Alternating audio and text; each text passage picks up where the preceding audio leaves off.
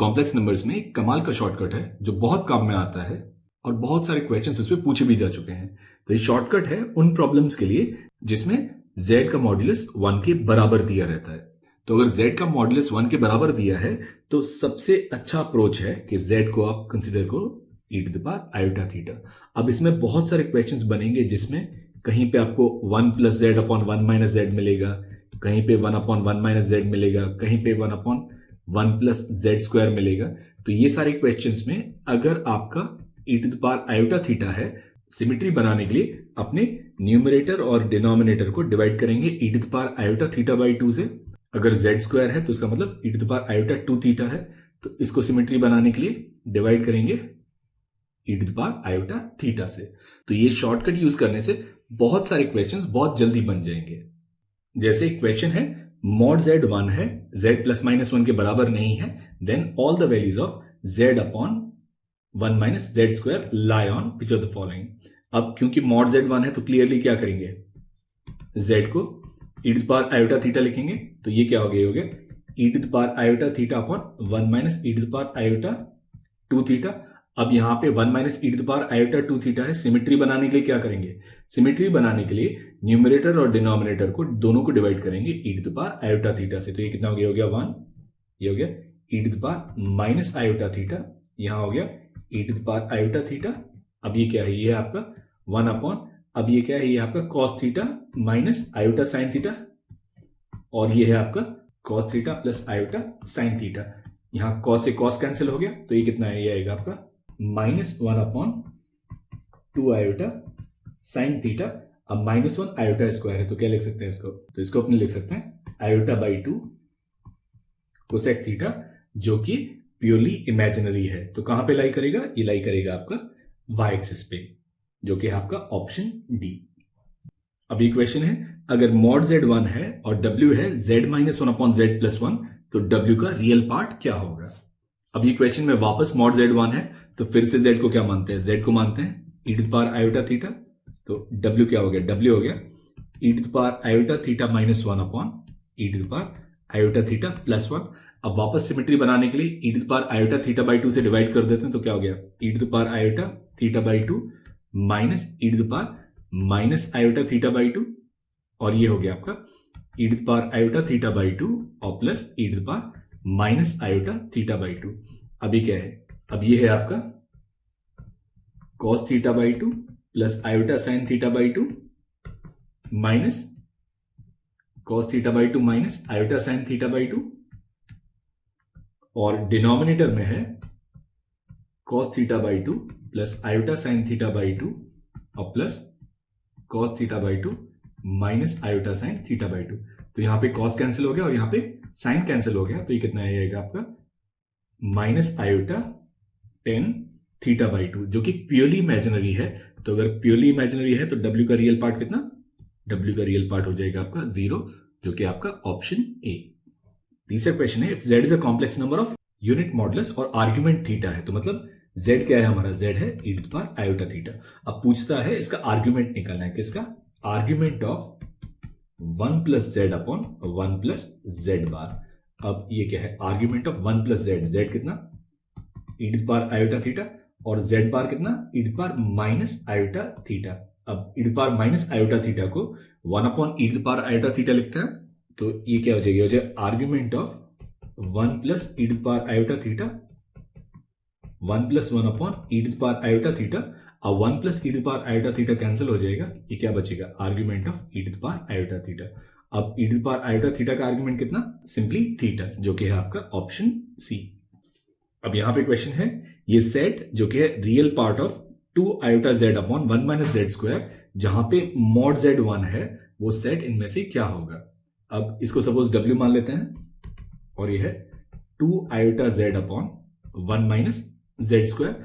फिर से mod Z 1 है तो मतलब z क्या है, e to the power iota theta है, तो ये हो गया 2 iota e to the power iota theta upon 1 minus e to the power iota 2 theta.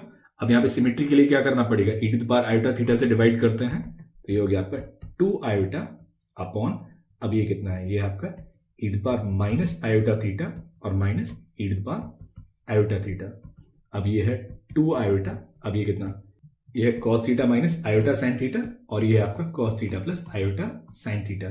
cos से cos कैंसिल हो गया, तो ये कितना ये आएगा आपका 2 iota upon minus 2 iota sine theta. 2 iota से 2 आयोटा कैंसिल हो गया, तो ये w कितना आएगा, ये w आएगा आपका माइनस कोसेक थीटा।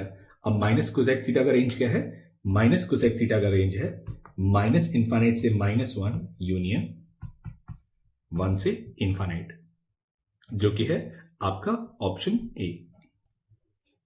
और फाइनली लास्ट क्वेश्चन है, अगर इक्वेशन है z plus 1 to the power 7 plus z to the power 7 और इसके रूट्स हैं z1, z2 एंड z7, तो अपने को वैल्यू निकालना है summation real part of zr और इमेजिनरी पार्ट ऑफ zr।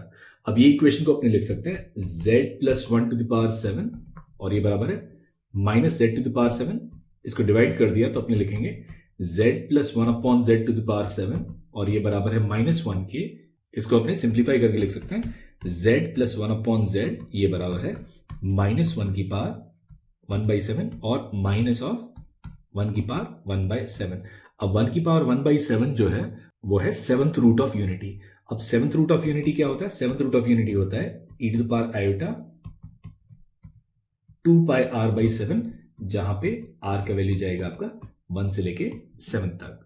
तो अपने पास क्या आ गया, अपने पास आ गया z प्लस 1 अपॉन z बराबर है minus e to the power iota 2 pi r/7। अब इसको क्या लिख सकते हैं 1 प्लस 1 अपॉन z और ये बराबर है minus e to the power iota 2 pi r/7। अब इसको थोड़ा सा रीअरेंज करते हैं तो अपने को z क्या आ जाएगा, अपने को z आ जाएगा -1 upon 1 plus e to the power iota 2 pi r/7। अब यहां पे क्या है, वापस से e to the power iota theta है, तो सिमेट्री बनाने के लिए e to the power iota pi r/7 से डिवाइड कर देते हैं, तो कितना हो जाएगा minus e to the power minus iota pi r/7 upon e to the power minus iota pi r/7 plus e to the power iota pi r/7। अब ये क्या है, ये आपका माइनस और ये आपका cos theta minus iota sine theta, और नीचे क्या हो गया cos theta minus iota sine theta plus cos theta plus iota sine theta. अब साइन थीटा से साइन थीटा कैंसिल हो गया, तो ये जो z आएगा इसका वैल्यू कितना आएगा, ये आएगा आपका -1/2 प्लस आयोटा/2 10 पाई r/7 और ये हमारा zr। तो अगर रियल पार्ट ऑफ zr देखें तो ये कितना हो गया, ये हो गया आपका -1/2, और अगर इमेजिनरी पार्ट ऑफ zr देखें तो ये हो गया आपका 10 पाई r/7। अब ये summation real part of zr, r का वैल्यू 1 से लेकर 7 तक, तो ये क्या हो गया समेशन -1/2 जो कि है सिंपल -7/2, और इमेजिनरी पार्ट का समेशन कितना, ये हो गया इमेजिनरी पार्ट ऑफ zr जो कि है समेशन